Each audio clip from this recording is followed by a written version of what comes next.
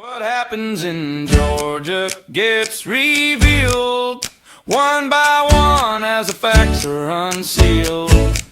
From the pit comes what they don't want you to see. When the daily nugget of truth is dropped with your host, BKP.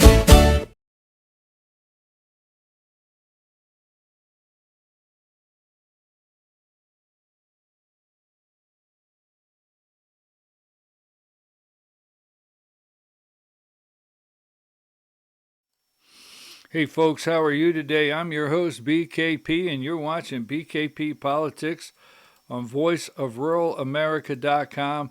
I know I've been MIA, missing in action. I've been MIA for a couple days. I know that. I was down in Macon. Let me start out by saying thank you very much, Macon Republican Party. I just really enjoyed it down there. Great group of patriots last Thursday night. We had a great time.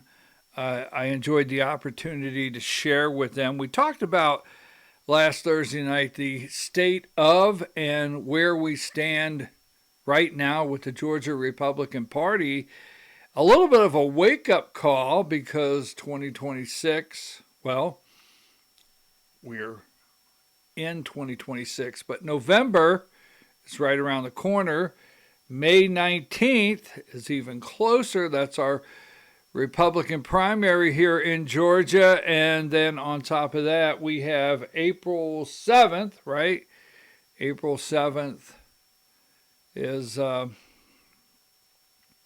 runoff for the 14th district. Got it. All right, so let's get started right into things. I appreciate it. We are on. We appreciate all the people that are paying subscribers to Substack to help support what we do. We do appreciate that very much. We're on Substack Vora, V-O-R-A, V-O-R-A,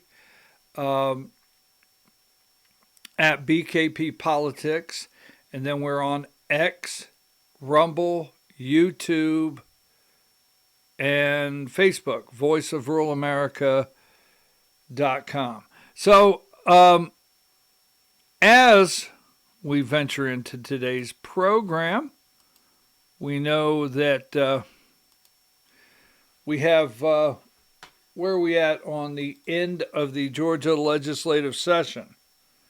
End of the Georgia legislative session. Today is the 31st, March 31st. Tomorrow, we have the 39th day, the Georgia legislative session. Thank God only lasts 40 days a year of damage.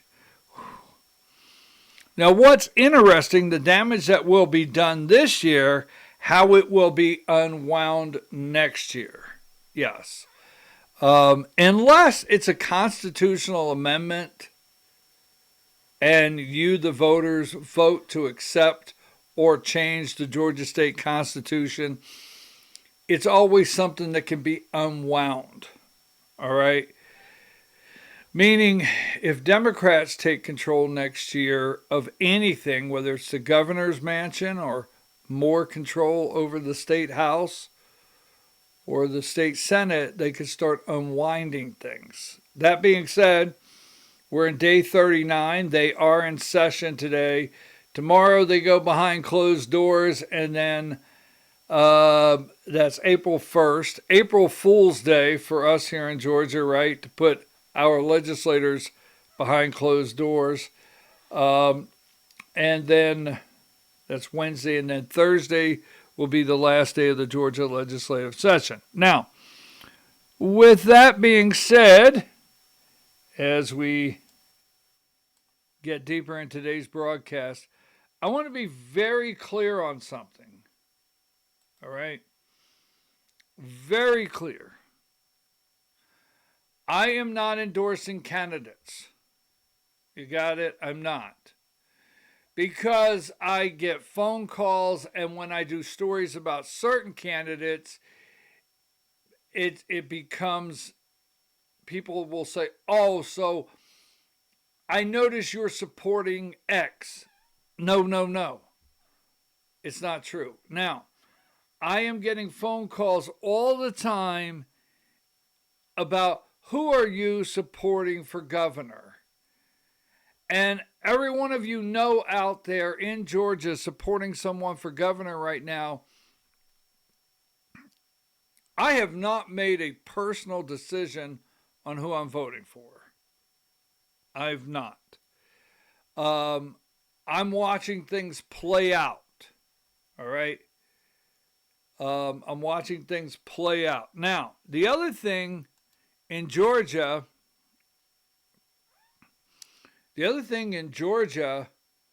we're always asked.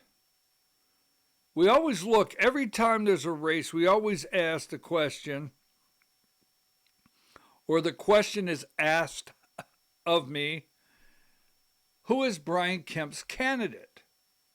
In the state of Georgia, the governor always, when I say always, even when he says, I'm going to stay out of this one, be still, be still. Even when Governor Brian Kemp says, I'm going to be staying out of this one, he has a candidate. And we always do that in Georgia. We look for, wait a minute, how do we try to piece the puzzle together on who would support, who Brian Kemp, the governor of Georgia, may support in what race. Now, we know very clearly in the Georgia State Senate that's Derek Dooley, and I'll explain a little more on that later in our broadcast. But we start analyzing what I call, and excuse me for this, the political consulting prostitutes. Sorry. It's like the political consultant prostitutes are cross-dressers standing on a corner somewhere in Georgia waiting for a politician to pick them up. Politicians drive by, they roll down the window. How much? How much? It is such a racket, and it's such... They are paid political consulting teams, and you never know where they're going to end up. You start looking, whoa, wait a minute. You're on this campaign? Who's working on this campaign? And what we do here in Georgia is we start looking at, so if this person is working on this campaign and they used to work on Mike Pence's campaign, then that means X. We really do. Now, here's what I know, is these two guys had an agreement.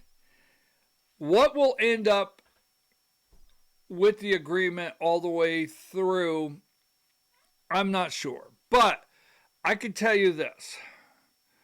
For my one dearest friend that always says, don't pick on my favorite governor. And that's what I love about this program, is we have a conversation. And we don't attack each other. But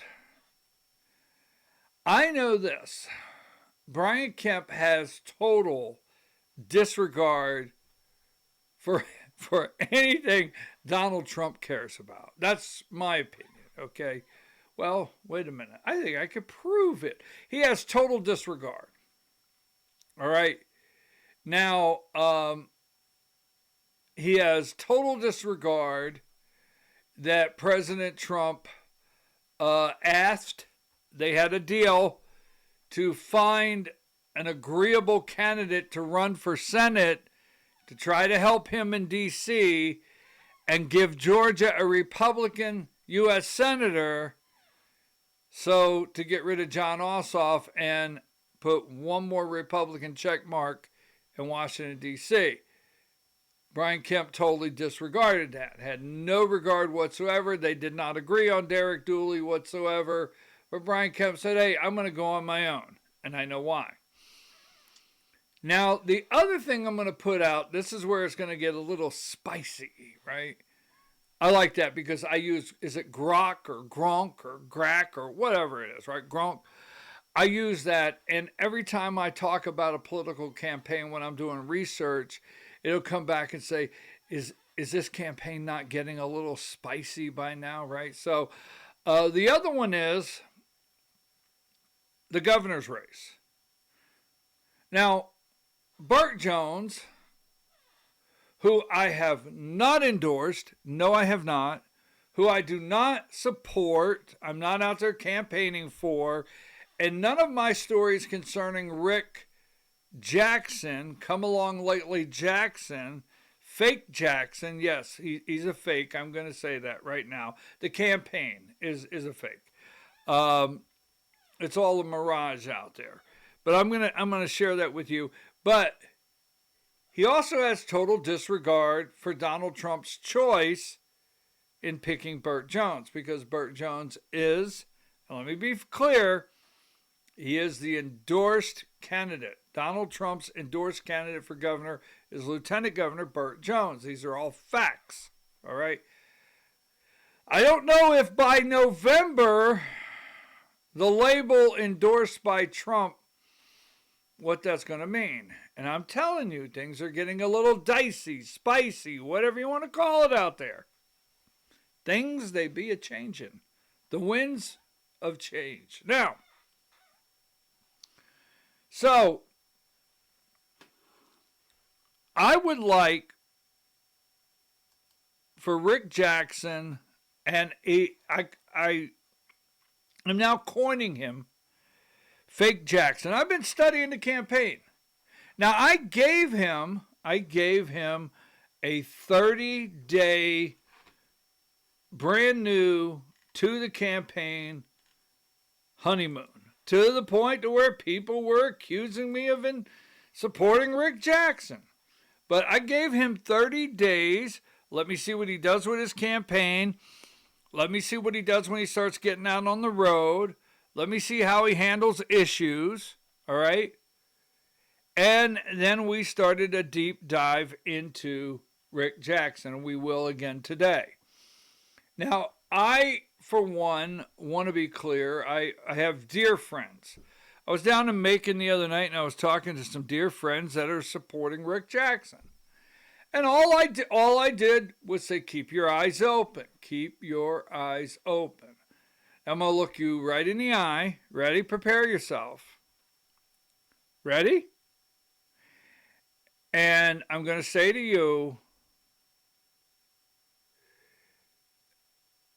Rick Jackson is no friend, no supporter of Donald Trump's. He is not. Okay? So you're making a decision. Now, I am going to jump right out in the beginning of this broadcast and say, I have not crossed every T and dotted every I. This is politics. But my gut, and I have one, if you've seen me in full figure, if you've seen me in my full figure, I have one, okay?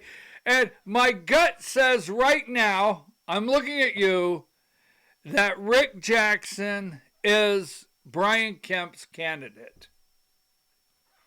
That's my gut. I'm still working on a couple dots on an I or two, a couple T's to cross, but I feel strong that Rick Jackson is Brian Kemp's candidate. I've been looking for Brian. I don't think Chris Carr is Brian Kemp's candidate. I don't think Clark Dean is Brian Kemp's, or Ken Yasgur, obviously. I don't think Brad Raffensperger, and I know beyond the shadow of a doubt, don't even know what that doubt and where the shadow goes, but I start seeing the Martha Zollers in the tank, okay? I'm looking, here's my weight. How do you know that, BKP? Tell us, how do you get to this? I start looking at the tank, okay? The swamp tank, not the shark tank, the swamp tank. And I start seeing the Martha Zollers in the swamp tank. I mean, I really do. And I'm not being ugly, all right? So I start analyzing what's happening. I start hearing the campaign trail discussion of how Rick Jackson's campaign is hiring anyone and everyone well, not anyone, maybe, but they're hiring on the campaign trail. It's almost like, there's a little like gap there. There may be one or two, but it's almost every stop they make, they hire someone. I'm going to get into that, all right? And I, for one, am actually very tired of this man sending out things like this that say lower taxes, eliminate illegal immigration, ban DEI, reverse discrimination, end religion of woke, and put Georgia first. I'm up to here with that. And I'm going to tell you why. I'm not just saying it. Okay? Here's the dealio, man. Okay? Nothing here says health care. Nothing. All right? Nothing here. I mean, Rick Jackson is Donald Trump's biggest supporter in Georgia, donating $100 million to his political efforts. This is totally fraudulent. It's fraudulent. That is fraud. Okay? Rick Jackson did absolutely nothing. Zero. I've searched every AI model, Gemini, Gronk, Grok, whatever, whatever model I can. And I can't find anywhere where Rick Jackson supported Donald Trump until after he was inaugurated in office and he had planned to run. He's a fake. He is a nice man, okay? And he did grow up in a tough situation. Well, hell. I mean, I personally did not. I did not grow up in a tough situation. I did not have to drive my mom home drunk at 9 years old. I hate it for the guy. I did not grow up in 5 different, foster homes. I didn't. I hate it for the guy. But he's not the only one. Dave Thomas, who, started Wendy's. Didn't he grow up through foster care? I don't know, right? I get it. He has an amazing story as a youth. And he has an amazing story about meeting his Lord and Savior. And he has an amazing story about how, he decided that was all going to change in his life. And his work ethic. It's great. But it doesn't change the fact at 71 years old, he's running a campaign that's fraudulent and fake. Right? I mean, 9 years old was a long time ago. His youth was a long time ago. I mean, I know stories. I have friends that grew up in a tough situation. I mean, look at Mike the Pillow guy out there, right? He got off of drugs, got turned around. Mike Lindell. That's great. Does not change the fact that his campaign is a fraud and he is a fake. The campaign. It doesn't. Now, I'm going to get into this because I'm tired of this. Lower taxes.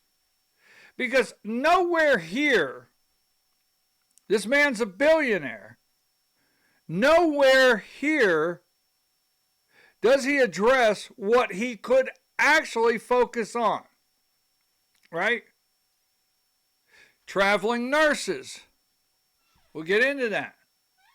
How much staffing increased enormously. You can't lower taxes because the highest rate, and I'm going to show you, in your cities and counties, every year when they do their budget, is health care. Now, I'm not looking at you and blaming this on Jackson healthcare, no. but this is one of the largest healthcare staffing agencies in the United States. And I think he's the largest healthcare staffing agency in the state of Georgia. They are very much involved in driving the ball when it comes to that. And staffing and the cost of labor is not the total driver in healthcare. But if you ever go sit in one of your county meetings, I'm going to show you everything in black and white. City meeting. So when he says, I'm going to lower taxes, he can't do that. We can't do that till we address some things. Eliminate illegal immigration. He knows he can't do that.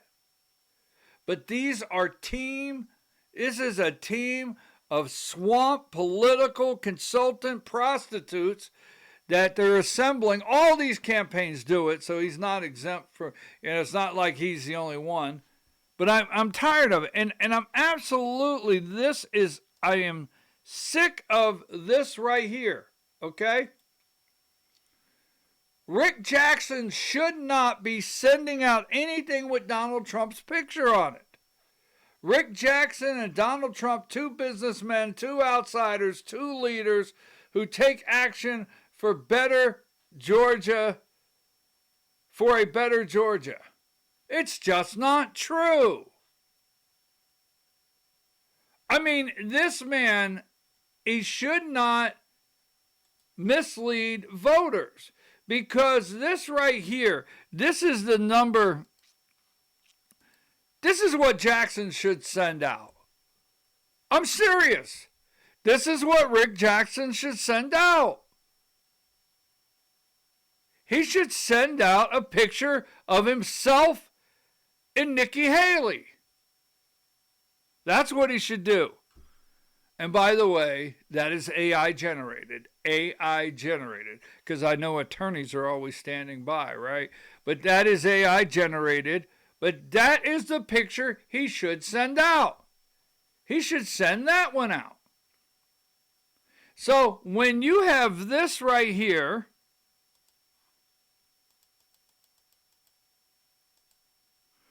and you have,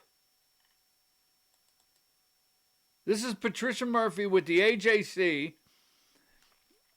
This is Patricia Murphy at the AJC, and she says, she was at the Golden Corral, right? The Golden Corral meeting. And he's not the Trump candidate. This was a quote she got from someone in the room. He's not the Trump candidate, but the pro-Trump Georgia voters who saw Rick Jackson this week didn't care. He's the combination of Trump and Vance. I love them both. He is not. He is not. Someone needs to go to one of his rallies and ask him if he voted for Donald Trump. Absolutely. He's not a combination of Trump and Vance. Well, I don't want to go there right now. So, here's what I know. And let's go over his campaign for a little bit. Out on the campaign trail, he's struggling to answer questions. And I'm going to show you because I've analyzed this, all right? Out on the campaign trail, he's struggling to answer questions. Now, I have talked to someone in the room at almost every stop.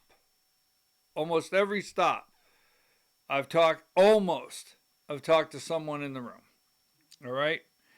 And in his stops, he does an amazing job. This is what I hear. He does an amazing job telling his story. Okay? And he really wants to do something in a significant way in Georgia when it comes to foster care. And I'm happy for that. I really am. But when he goes to answer questions, he draws a blank. And when he can't answer a question, whether it's about flooding in coastal areas, whether it's about timber, whatever it may be, we understand he's not been in or under the Gold Dome. But when he goes to answer those questions, he will say, I'm not quoting him, I don't know anything about the subject, but I guarantee I will put good people around me that will know that. Okay? That's not a bad answer. But if I'm looking at your campaign and looking at those good people, then I would question, because I think you'll take the same swamp in under the Gold Dome that may be under there right this minute. Right? So, I already know this. Now, here's what I also, when he goes to an event, all right, here's Rick Jackson, we're going to get insane property tax under control. No, he's not. He was just written these bullet points, okay? So he tells an amazing story, and it's his life, okay? I want to be candid. I want to be clear on that, and I respect that. I respect hard work. He tells an amazing story about his life. Then he cannot answer questions. And then he has bullet points that somebody wrote for him that they've done polling, and what emotionally moves you. They're controlling the campaign stops. They are. They're controlling the campaign stops. He's guarded, all right? We're going to get insane property taxes under control, strengthen our supply chains, bring new businesses to Georgia, and shine sunlight on a system that's left people feeling behind.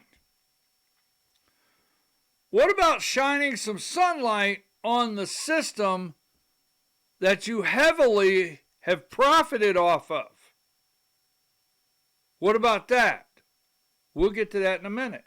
Now, what I want to show you here is, I'm not going to highlight other people in this broadcast at the time, but I can tell you what he's doing is now on the campaign trail, he's guarding himself in circles of questions. So he has a team staying close to him now. Very close on the questioning side. All right?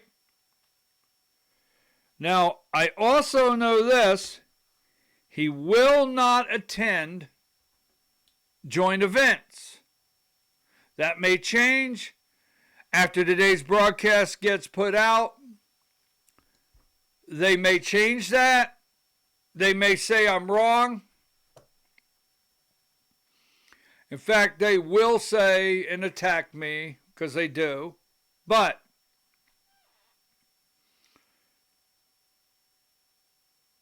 I don't know everybody.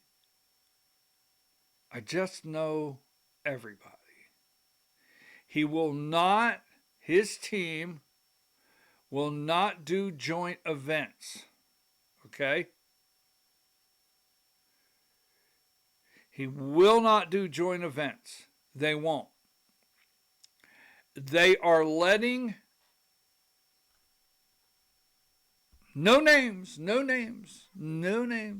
They are letting GOP, right, everywhere you see, come meet Rick Jackson.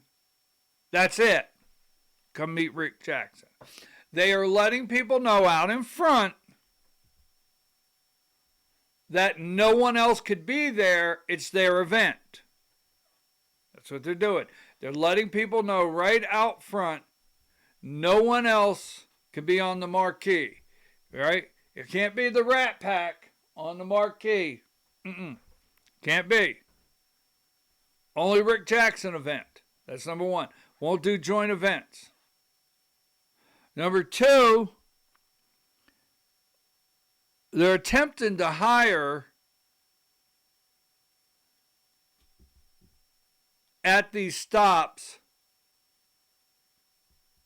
people that may already hold positions with their local GOP. Just say it. But this I know for, well, can I say I know this for a fact? When a person, because I talk to a lot, if you're around the state, give me a call. Can I say this for a fact? Because a person that was hired to do this told me this is what they're doing. They're hiring, I have it here somewhere. Where do I have it? They have a digital response team. So they have people all over the state that is a digital response team. And I'm going to tell you, I'm not telling you this is the only, I'm not telling you this is the only campaign doing this. This is actually not uncommon. But the Rick Jackson campaign, they are just throwing money. Money's coming out the tailpipe of this bus because it is a fraudulent, fake facade of a campaign. It really is. I mean, the bus is covered. That's how the campaign is. And when they get done, they can peel the cover off the bus. They can peel the cover off of everything and maybe expose what they've really done throughout the state. Mislead voters. Now, what a digital response team is they have people going through X, Instagram, social media sites, everyone, and scouring for negative comments or going and commenting and bolstering social media posts. Now, I can't say that the Jackson team is advocating this or supporting it, but they may be doing this. They may be. Because what happens is you hire a digital response individual, they may have 10 different IDs online. They may. Just say, hey. So they will not share an event with anyone else at this time.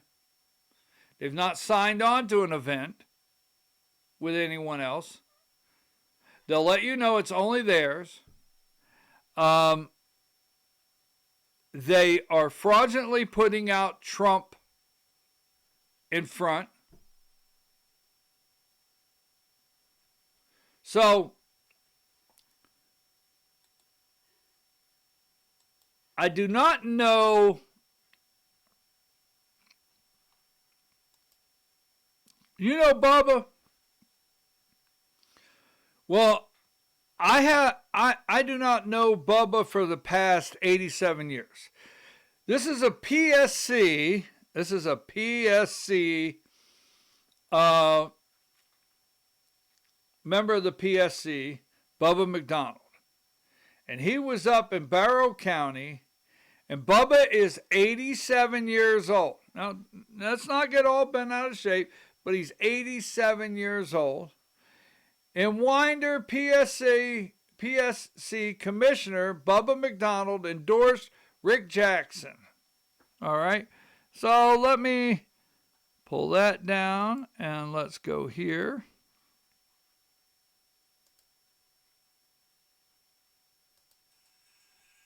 Early January of 2016, I was the first statewide elected official to endorse Donald Trump for president. And I'm still there today for Donald Trump. But I'm also today being the first statewide elected official to endorse Rick Jackson for governor of Georgia. Oh, thank you. I'll be there with him.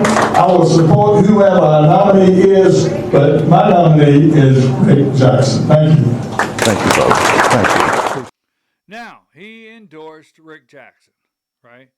Bubba McDaniel endorsed Rick Jackson. So I can look at you right now and tell you I don't know if the Jackson campaign compensated him in any way whatsoever. I don't know. All right? I don't know if Bubba got paid. All right? He may have shot the jukebox. If you didn't understand that, I can't help you. All right? But I don't know if Bubba got paid to endorse Rick Jackson, meaning maybe later somewhere a campaign donation goes into his campaign account. I don't know, right? But he did. Now, Bubba, 87 years old, endorsed him. Then he goes and he gets Newt. Now, Newt Gingrich is 82 years old, and he gets Newt Gingrich, right? And I have known Newt Gingrich for a long time, and it's a real honor to have his support. No one will fight harder. So let's hear from Newt Gingrich, all right? Let me get my act together here, and let's hear from Newt Gingrich on his support.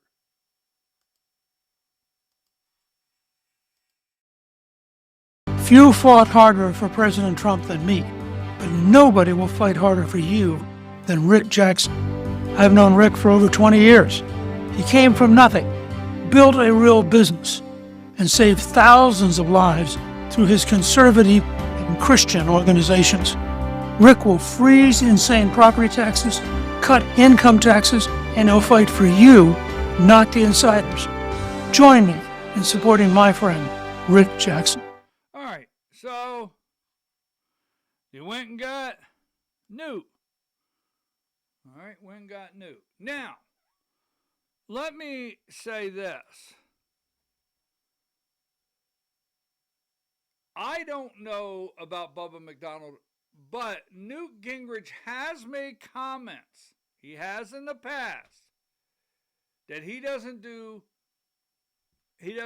things without being paid. Now, we don't know if the Jackson campaign paid Newt Gingrich. We do not have that here. But we know Newt has made those comments in the past that he doesn't do things without being paid. But we don't have that. But here's what I do know, okay? I do know he had to go get Bubba McDonald, and he had to go get Newt Gingrich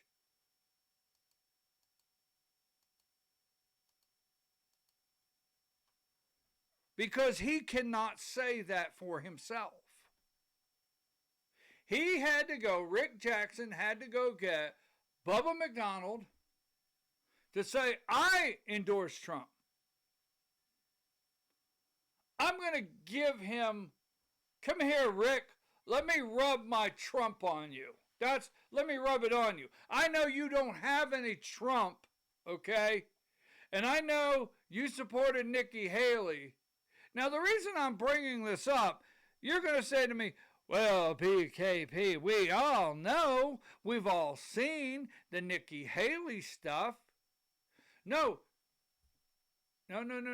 You got to think about this. While Trump was trying to take back the disaster that the auto pen Joe Biden put us in. Now, every day as it goes by, you may not be happy with many things Donald J. Trump is doing, and I get it. Am I in discomfort with some of his decisions? Hell yeah, I am. Hell yeah. But a day never goes by that I don't live with the fact, know the fact, and would love to see something happen concerning the fact that 2020 was stolen from the American people. Okay? Yes. And I know the mess and the disaster that was laid on the desk in the Oval Office when Donald J. Trump got there and started. A total mess. And one of those messes, Mr. Jackson took advantage of and profited from very well. Yes, he did. So the reason I bring this up is because A, Mr. Jackson, I was told Saturday was asked about 2020 again and failed miserably. Mr. Jackson does not talk about the election. He does not talk about 2020. He does not talk about, getting an putting an election system in place that is accurate, that only counts votes from citizens, that only counts true legal votes accurately. Doesn't talk about it. Instead, he was taking his time, instead of trying to get Donald Trump in and saying, Donald, we got to fix. He was dragging this lady, begging to get her in. He has no Trump. He doesn't have any odor. He don't stink. Go up to him. Nope.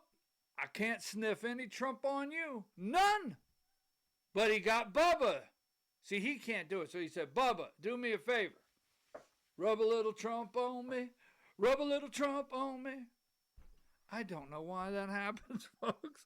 I don't know why it happens. It just does. Then he went over to Newt. Trump, come on. Give me a little, bro. I need some of that Trump. Because I have none. Period. Just saying. Bottom line. These are the facts. Now, so we know he has to go out and get Trump cred. He has none. He has to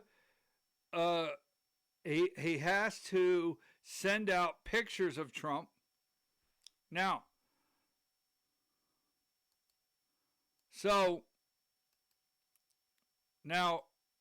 last week,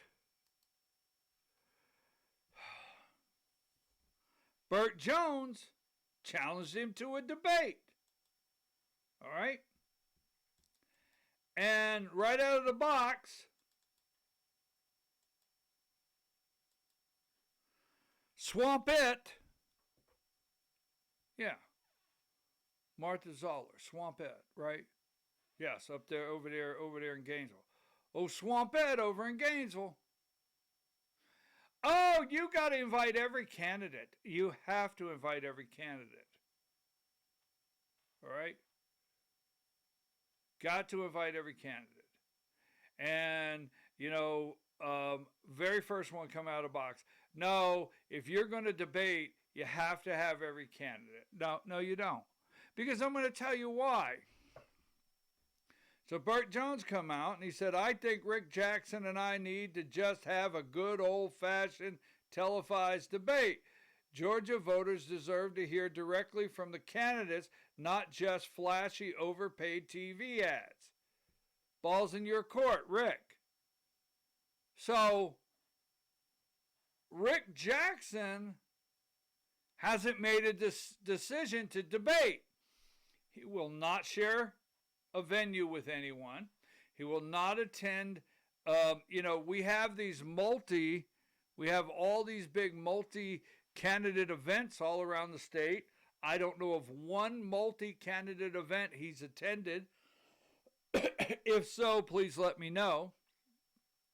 But he calls him out for a debate, right? And this is actually, when I say goes against, I've moderated about 40 debates, and I was the only one to moderate a debate between Brad Raffensperger, David Belle Isle, T.J. Hudson, and Jody Heights for Secretary of State in 2022, a 2-hour debate. I'll moderate a debate with these two. You can ask anyone about that debate. In fact, ask Brad Raffensperger himself. It was a well-balanced debate for voters to get information, and it was a real debate. I will only moderate real debates, not forums masked as a debate. No, a debate. Now, that being said, I have always had a rule that every candidate that's qualified has to be invited. But I thought about this when this came up, and immediately when Martha Zoller came out and said, no, every candidate has to be invited. And I know why I feel she wants every candidate invited is to, give shade for Rick Jackson, right? That being said, when asked, all right, so he challenged him to a debate. When asked whether he would participate in the debate, Jackson said he's still considering invites. If debates actually matter to people, and I've been told they don't actually change things, I'd be willing to debate anybody about anything that was necessary, right? So here's why I think Rick Jackson, I've heard Rick Jackson talk about learning to fight, growing up in the projects. Yeah, I've heard him talk about it. And again, I respect it. He had to learn to throw a left and a right growing up. Grew up hard, foster care, right? Had to learn to fight as an early age. Well, Rick Jackson, of anybody, he came out and he went bare knuckles on Bert. He did. Bare knuckles. TV ads, websites, claiming he had taken bribes. I mean, you claim the man took bribes, you put websites up, all right? And you've gone on TV and attacked him. Everything and anything you could possibly do. So, hey, look, Rick Jackson went bare knuckles on the guy. Get in the ring. I mean, that's where you come from, Rick. Come on. I mean, I'm just saying. You came out and you went like this. You did. And Bert said, hey, you know what? If we're going to do this, let's do it. Thriller and Ella J. Right here, Ella J. Thriller. One afternoon. 10 rounds. 2 hours. Just saying. Hey, so he's already going to bail on debates, right? Just like that little weasel Jim Kingston down there in the 1st District. These are cowards. I'm sorry. I can't call it any other thing. Cowards. And you know why they don't want you to do? You know why they don't want to do that? I'm going to tell you why. It's because when you see a candidate here, and then you lose the visual, and you see another candidate over here, your brain takes pictures. But when you see candidates side by side, and Jackson says, well, I don't know if it's necessary. I hear they don't change things. Yes, they do. Ask Joe Biden. Ask Joe Biden.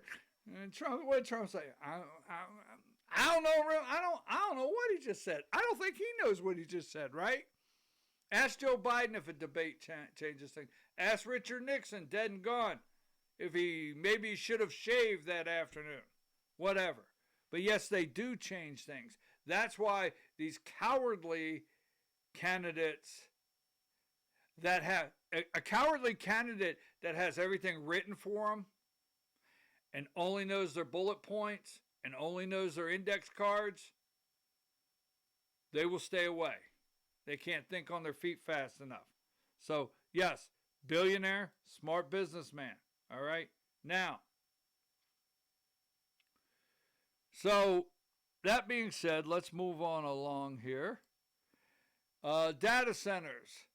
Rick Jackson has said on the campaign he's very pro data center, and he talks about how it could alleviate and eliminate property tax. Right? Pro data center, alleviate property tax. Now, let's get into this. That's who he should be campaigning with. If Rick Jackson had his way, Donald Trump would not have been president in 2024. Period. Rick Jackson has not cleared up to me why he's running at this time. Now, let me just show you something. I think what he did with Nikki Haley, all right, I think Brian Kemp supported Nikki Haley. I think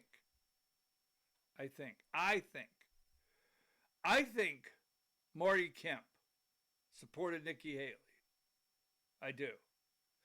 I think Brian Kemp knew a year ago. I think he knew a year ago that Rick Jackson was going to run for governor. I think I do. Yes, I do. I think it. Mm-hmm. I say, boy. Yes. All right. I think he knew a year ago, Brian Kemp, that Rick Jackson was going to run for governor. I think Brian Kemp supported Nikki Haley. I think Marty Kemp supported Nikki Haley. I think Marty Kemp doesn't have fond feelings for Burt Jones. We're not going to go into a lot of deep time for that, right? I think, and I know for a fact, this man wanted Nikki Haley to be president of the United States. Now, Rick Jackson, the Georgia billionaire and healthcare mogul, gave around $161,825 total to Nikki Haley and her supporting groups in the 2024 cycle. All right? This comes from Open Secrets and FEC data. The breakdown, $11,000 directly to Haley's campaign, $500. $140,000 from Jackson Investment Group to SFA Fund, $10,000 to Stand for America PAC. All right.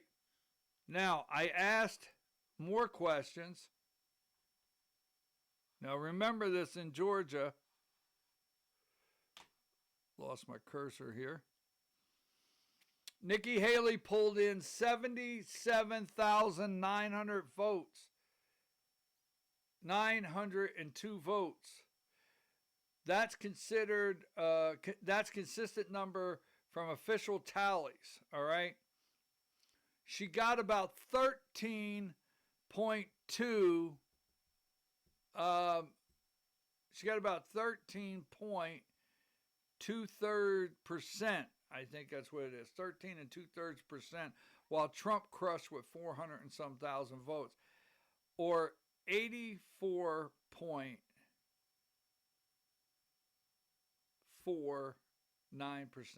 Is that right? I don't know.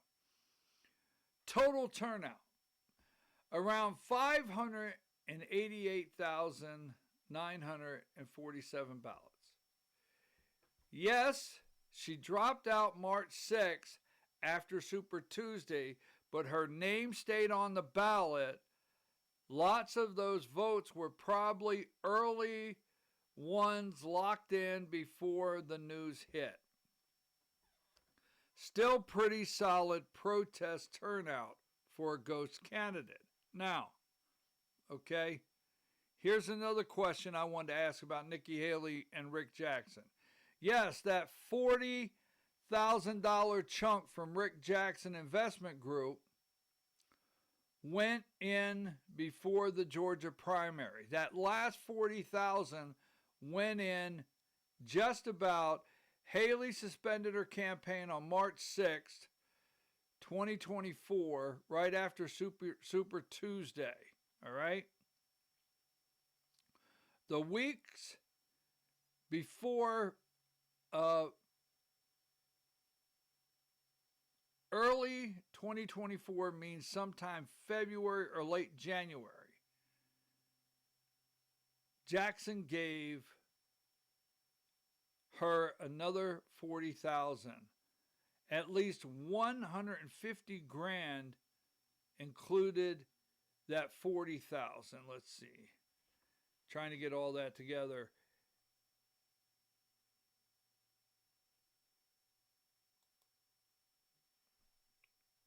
So here's one more thing I want to say where Nikki Haley's concerned.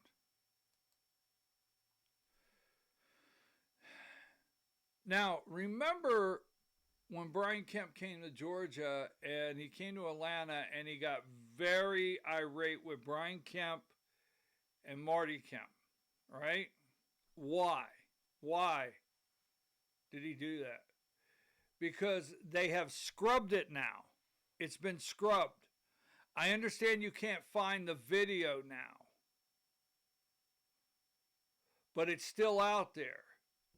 Because, see, Georgia First Lady Marty Kemp told a local TV interviewer back in April 2024 that Trump had not earned her vote and she planned to write in her husband Brian's name instead. That line blew up later when Trump ripped into the Kemps at the Atlanta rally, calling it out by name, prompting Brian to step back, leave my family out of it. The original clip vanished from the station's site. But remember, Marty Kemp said that Donald Trump didn't earn her vote. This is the same time Jackson's giving her thousands of dollars to try to get rid of Trump. Just saying. Now, this is the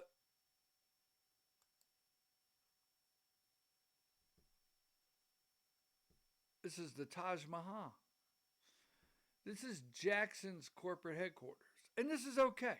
This is okay. But here is the corporate headquarters for Jackson. Yeah. Corporate headquarters right here. I have been here. This is where they had the kickoff. It is unreal. Now, a couple things.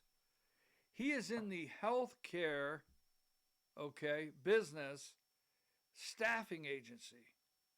And according to AI, the staffing agency operates in all 50 states. And according to AI, because sometimes their research can be a little off, according to AI, they were operating and staffing in all 50 states when COVID hit. Okay?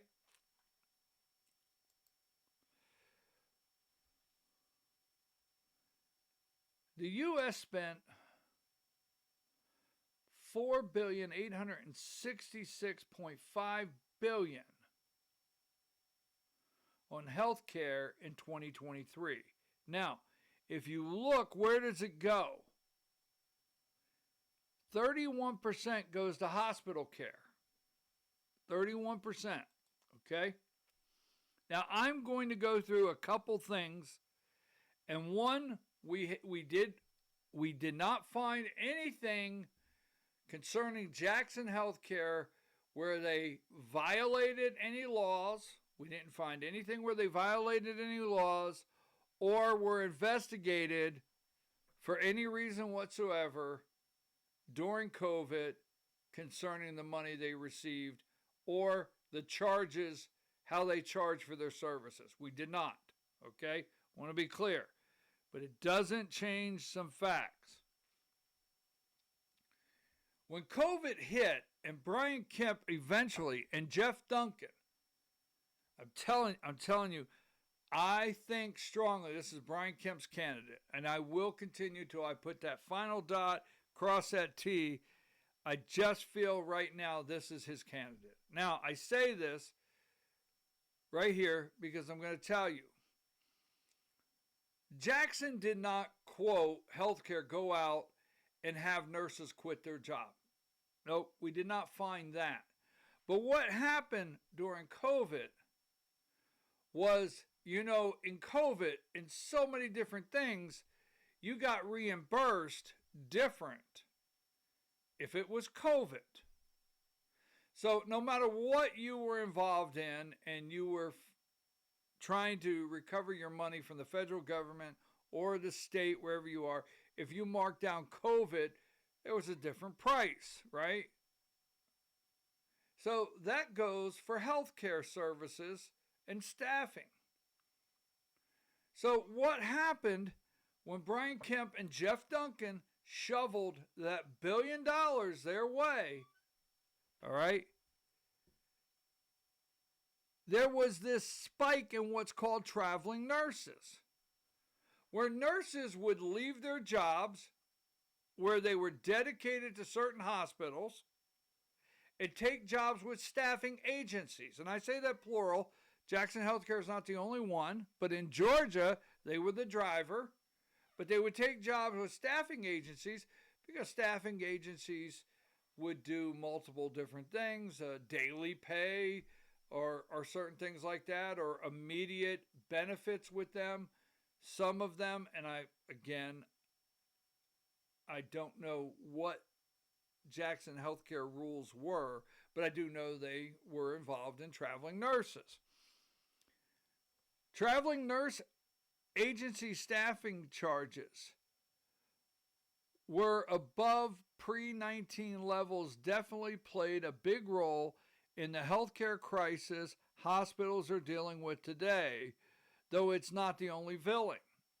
Now, when you hear about rural hospitals going broke, and this is not the only villain, but when you hear about rural hospitals going broke and the cost of care and how enormous it is, rural hospitals cannot compete. Back in 2019, traveling nurses were just a small slice, meaning if a hospital was short on a certain staff for this shift, they would use a staffing service. Someone would come and you paid what's called a traveling nurse fee. Now, again, we don't find this directly on Jackson Healthcare by name, but what also would happen is these nurses would leave, and traveling nurses used to be just that. They traveled a certain distance from home. But in COVID, they kind of threw this out. They threw out the requirement of mileage or something, right? They basically threw it out. And you could consider yourself a traveling nurse almost, no matter how close you were to the facility you were servicing. And that happened in different places. All right?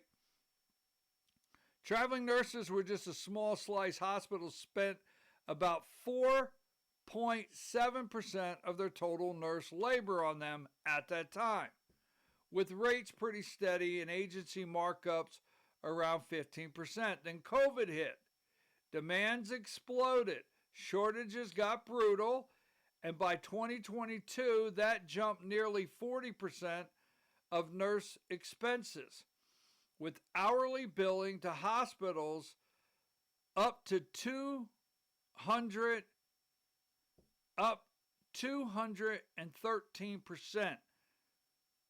From 2019, agencies pocketed fat margins like 62% instead of 15%, while hospitals bled cash with labor costs per patient soaring 19% by late 2021, hitting 57% during surges. So we're not saying that Jackson Healthcare just, poached the industry, but that money in COVID, right? Exactly why Anthony Fauci, they were taking the money. Now, lobbyists for medical staffing world, like agencies for traveling nurses and temp docs, are still hustling hard in 2026, even with COVID cash drying up. It's not about begging for pandemic bailout anymore. They're pushing for steady new revenue streams to plug the holes from that boom and bust. You see, these staffing agencies, they have lobbyists. They're in agencies that have lobbyists. And, there's a big drain now that the COVID money is gone. The big players, groups like American Staffing Association. Now, Jackson Healthcare is a member of American Staffing Association. Keep tabs on federal and state laws, tracking bills that could cap rates, regulate agencies, or open doors for more contracts. They fought off a tax on staffing last year, right? A tax on staffing last year, and beat back aggressive healthcare regulations in states, all to keep their members, including traveling outfits, flexible and profitable. No flashy new funding asks from them, just defense and tweaks for AI, automation, and workforce rules that can mean more gigs long term. So Jackson Healthcare, a member of AIA, America's Staffing Association, they are fighting hard against any regulations. They're fighting hard against any changes or anything that would change the models that they have in place now for their funding. So what I'm saying, right or wrong, I would have to get in the room and hear everything laid out. But right or wrong, these are things Rick Jackson could go on the campaign trail and talk about. But no. So I don't know. See, here we go.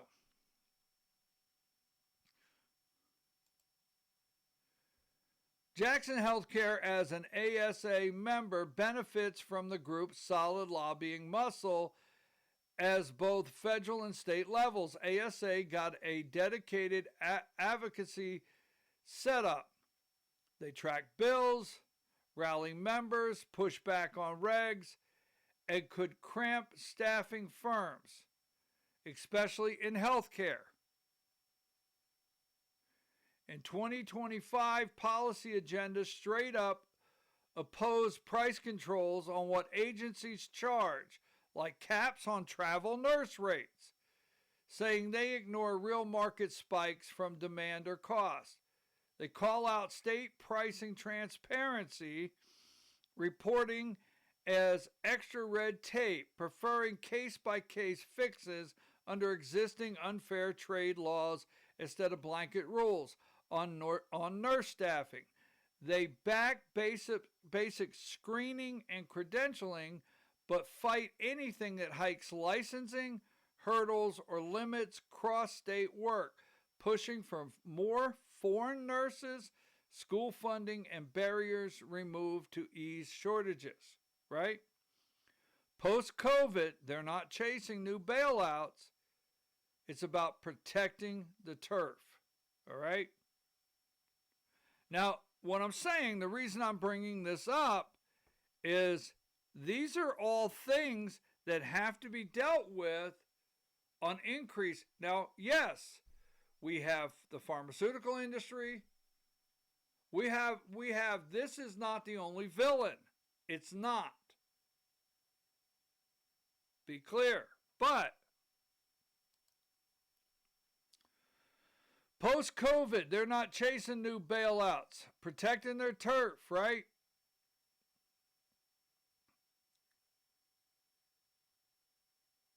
Let's see, I had it under here. Bottom line, ASA's team is protective, not flashy, stopping bad regulations before they stick. So members like Jackson can keep placing nurses without Uncle Sam micromanaging rates or licenses. Now, I'm just saying there's a lot here. All right. One more. I got a couple more. The American Staffing Association is pretty active in Georgia, mostly through its state affiliate, the Georgia Staffing Association, which is officially listed as an ASA chapter. GSA runs the show on the ground. They host an annual legislative day right at the Capitol, like one on February 10th, 2026, where members met legislators, got briefed on bills, workforce trends, and compliance stuff. It's all about pushing staffing priorities. Think blocking bad regulations, keeping things business friendly, and chatting up officials like labor commissioner or the governor's team. They even talk about teaming up with lobbyists to influence the state house directly. So they're down there under the Gold Dome, right? Protecting their dollar. They have access to the governor's team. They have access to the labor commissioner, right? GSA, the Georgia Staffing Association. ASA itself handles the national side, monitoring bills, fighting price caps, and overreach. But GSA amps up its local education on laws, networking events, and PAC for political muscle, right? Networking events and a PAC for political muscle. No, let's see.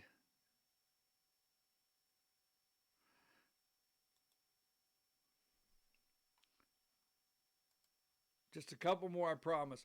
No, Georgia hasn't passed any laws. Now listen to this.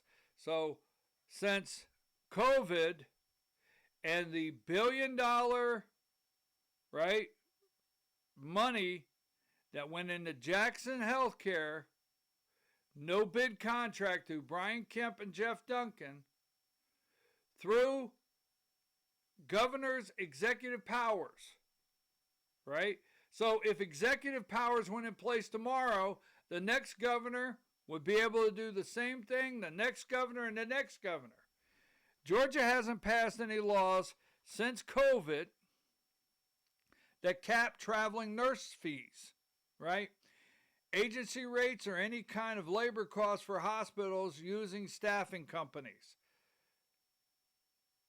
Searching through state legislative records like on show no bills targeting rate cap or limits to temporary staffing prices.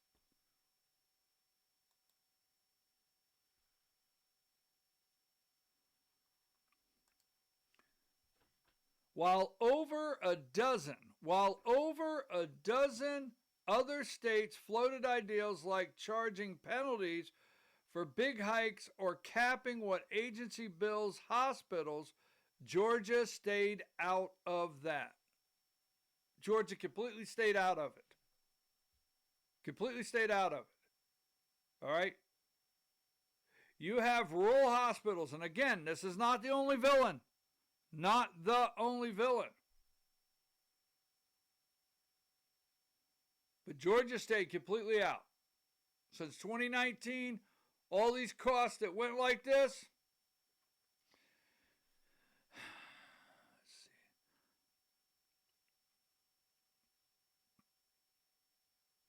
Hospitals griped about sky-high travel nurse bills like over $4,000 a week early on. Yeah, $4,000 a week. But no state action followed.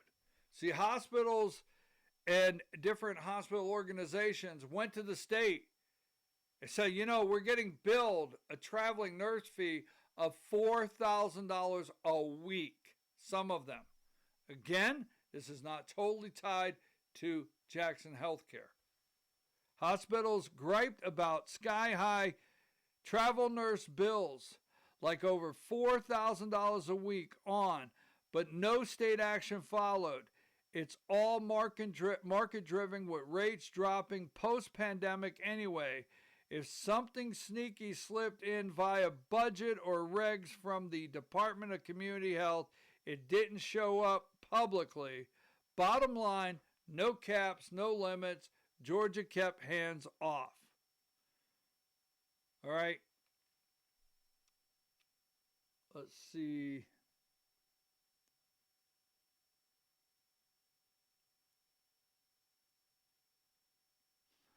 I want a couple more spots before we close up. Staffing agencies and skyrocketing traveling nurse prices definitely ramped up the burden on Georgia hospitals, especially during the peak. From 2021 to 2022, average weekly pay for a traveling nurse jumped from around $2,000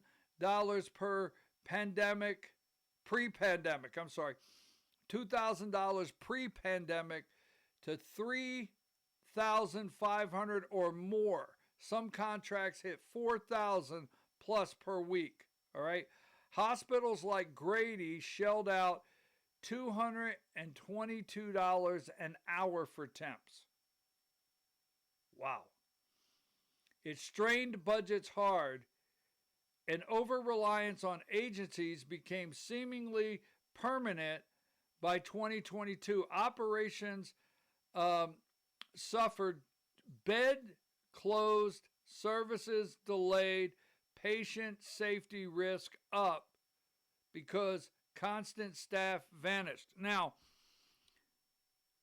look, I can't blame a nurse. Cannot blame a nurse. But during this time when all this money was getting shoveled out, Jackson Healthcare being a part of it, nurses that had contracts with their local rural hospitals would leave.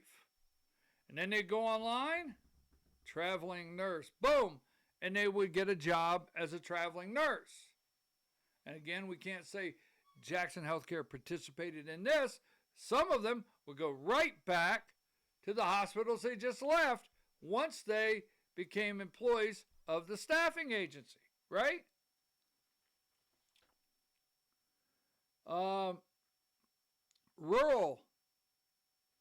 Rural spots got hit worse.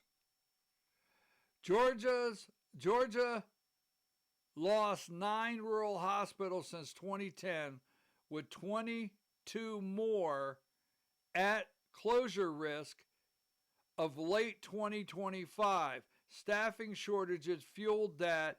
National turnover hit over 100% in 5 years, forcing rural places to pay premiums for temps. Now, the reason I'm bringing all this up, if Rick Jackson wants to be governor, tell him to hit the campaign trail and say, look, on day one, I'm going to D.C.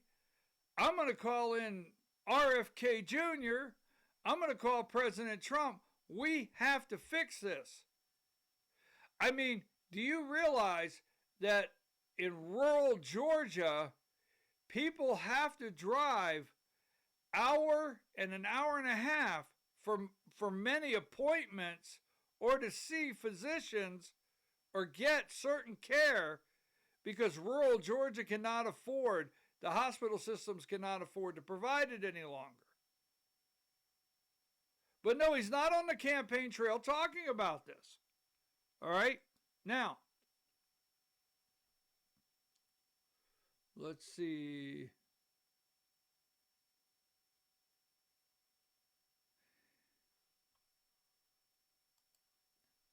It's part of a bigger rural hospital meltdown. Staffing wasn't the sole villain, but yeah, those agency bills devastated finances and access over the last 5 years. So it was not. Now, here's what I want to get to, because if the guy is out there, when the guy is out there talking about running for governor, healthcare costs are one of the biggest yearly climbers in county and city budgets across the U.S. You can't reduce the taxes over here when over here counties and Board of Education and cities are exploding with employees and growing rapidly and providing health care that's exploding in cost. It can't be done. It's not possible. Quit letting them tell you that. So until Rick Jackson knows that what he is charging and other staffing agencies and pharmaceutical, not the only Villing and others, I'm going to share with you tomorrow. I went to the emergency room for 4 hours. I got two fractures here. I was there for 4 hours. I think the bill, I'll share the bill with you tomorrow for 4 hours, right? So, climbs city, county budgets across the U.S., often outpacing everything else like pensions and public safety. For local governments, employee health benefits like premiums for police officers, teachers, firefighters keep spiking, up 6 to 10% annually lately, way faster than inflation. In Georgia, state level plans like the SHBP just hiked employer contributions 7%, right, in 2025, and more tweaks coming in 2026. Counties and cities feel it hard since they foot similar bills for their own workers. Yep, staffing in hospitals. Staffing in hospitals drives a ton of that. Labor's the biggest chunk of hospital expenses, wages, benefits, and pricey agency. Nurses jumped nearly 40% during COVID. Still elevated now, all right? Hospitals pass those hikes through higher charges with insurers to bake them into the premiums, right? Now,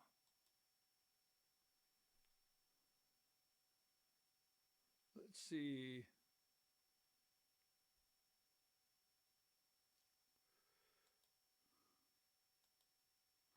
So, bake them into the premiums. Now, the only reason I've discussed this, look at the hospital crisis we have in Georgia.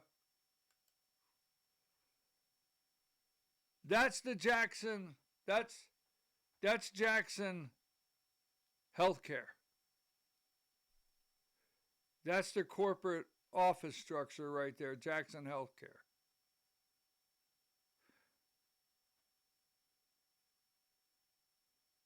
See, Rick Jackson has participated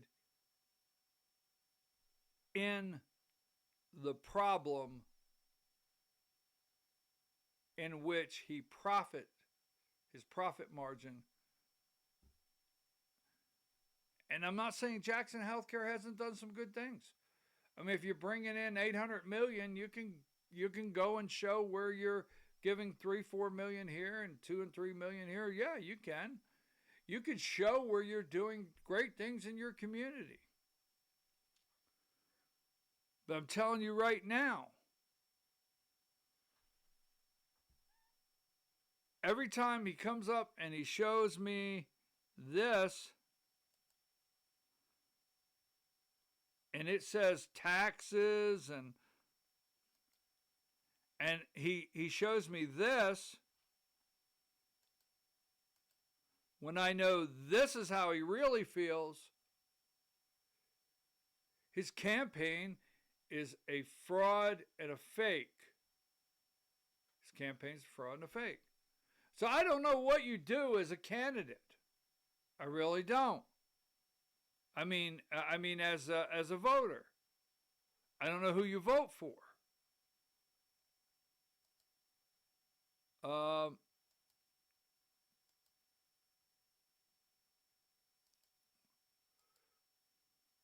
Now, Chris Carr, and I didn't imply that, he's trying to come between them and say, hey, you know why these two guys are fighting? Are you tired of rich guys spending money? Take a look at me.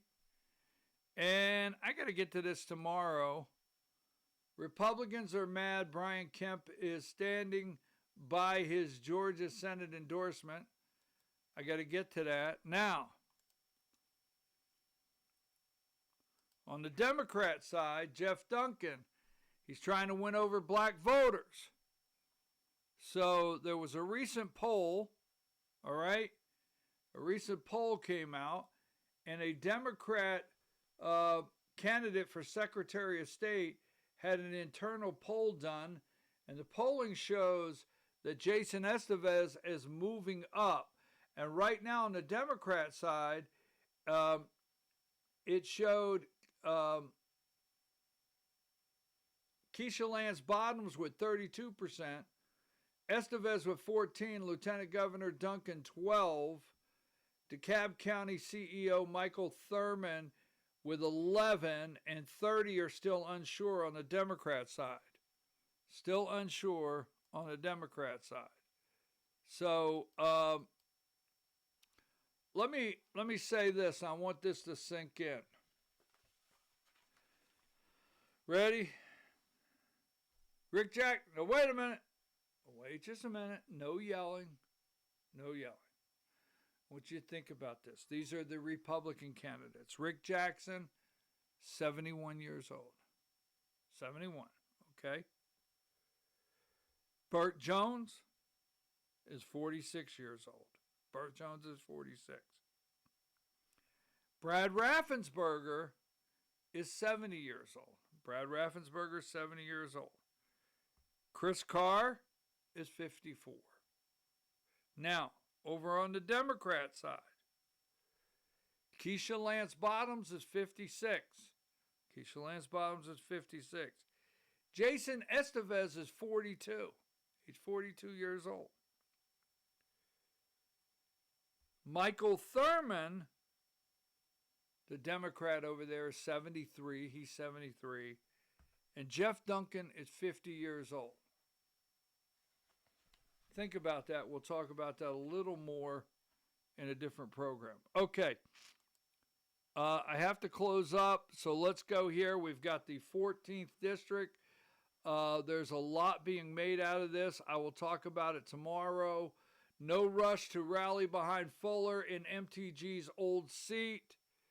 The AJC is trying to do voter suppression here, but is it accurate? Because right here, waiting to rally as Republican Clay Fuller heads into next week, 14th Congressional District runoff,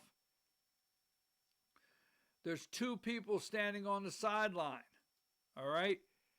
And that is Clay Fuller is the endorsed Republican up against Sean, what's Sean's name? What's Sean's name? I'll get it in a minute.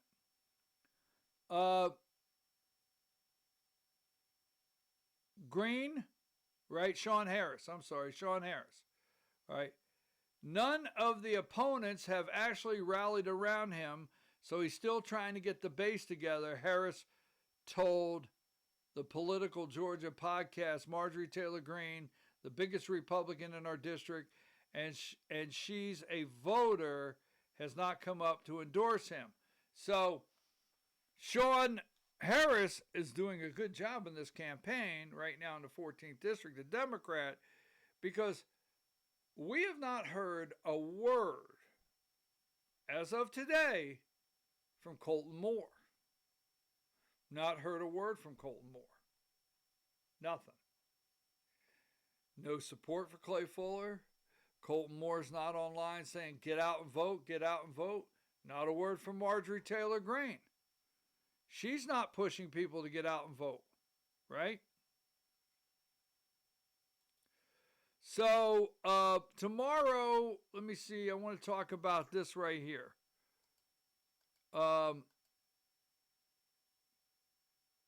The district attorneys that will be nonpartisan in Atlanta now. I'm going to talk about that tomorrow. The district attorneys that will be nonpartisan in Atlanta. So, look, I'm going to go. I got to get this uploaded. I said this at the beginning. I'll close with this, all right?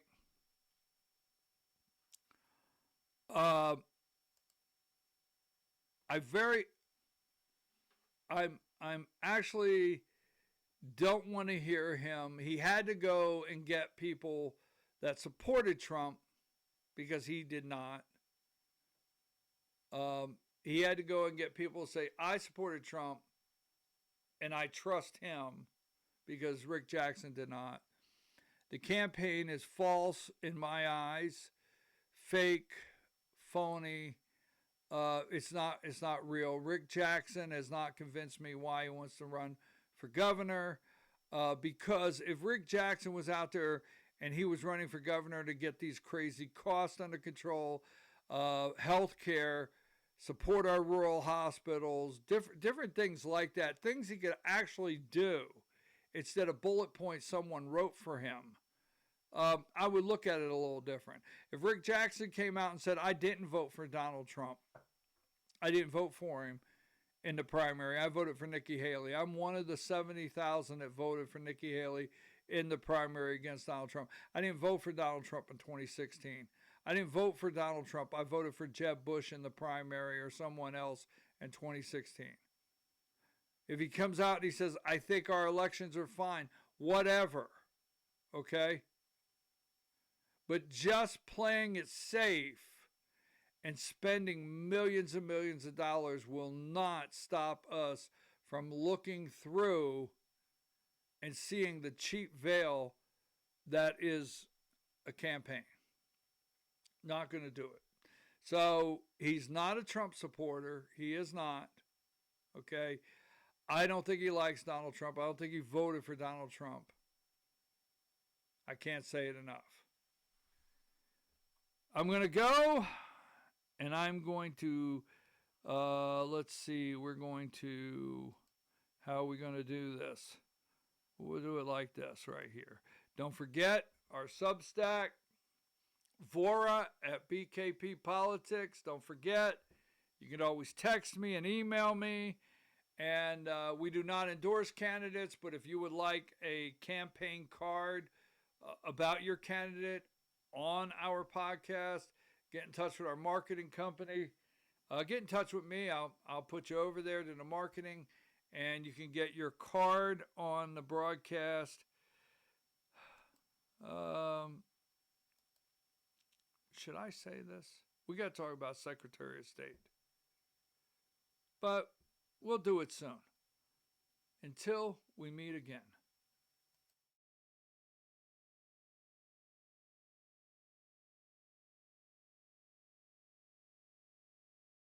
What happens in Georgia gets revealed one by one as the facts are unsealed. From the pit comes what they don't want you to see. When the daily nugget of truth is dropped with your host, BKP.